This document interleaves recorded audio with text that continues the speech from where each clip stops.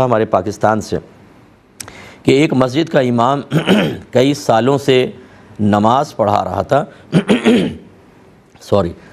اور یہ میں شہر کا نام نہیں لے رہا ہوں، بڑا مین اور مرکز شہر ہے۔ یہ کہتی ہیں کہ ایک مسجد کا امام کئی سالوں سے نماز پڑھا رہا تھا، بعد میں پتہ چلا وہ غیر مسلم ہے۔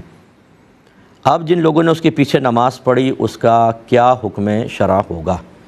تو یہ بعض اوقات ہوتا ہے کہ جو اس طرح کے جاسوس وغیرہ ہوتے ہیں ان کو باقاعدہ پری پلان بھیجا جاتا ہے، وہ دارالعلوم میں داخلہ لیتے ہیں، باقاعدہ علم دین سیکھتے ہیں، وہ ڈگری حاصل کرتے ہیں، اس کے بعد امام بنتے ہیں اور پھر کسی بھی ملک کے لیے جاسوسی کرتے ہیں۔ وہ اتنا ڈیپلی پورا ان کا وہ ایک نیٹ ورک ہوتا ہے کہ آدمی تصور بھی نہیں کر سکتا۔ تو یہ کوئی تعجب خیز چیز نہیں ہے، اگر آپ تھوڑا سا بھی شعور رکھتے ہیں تو آپ کہیں گے ایسا ہو سکتا ہے۔ تو بہرحال چونکہ وہ غیر مسلم تھا، وہ تو نماز کا نہ امامت کا نہ نیت کا کسی چیز کا اہل نہیں تھا، تو پیچھے والوں کو اگرچہ معلوم نہیں تھا تو ہم یہ نہیں کہیں گے کہ وہ گناہ گار ہیں، گناہ گار تو نہیں ہیں، لیکن بہرحال ان کی نمازیں نہیں ہوئیں، یہ تمام نمازیں قضا ہو گئی ہیں اور ان کو اس کو زندگی کے اندر لوٹانا ہوگا۔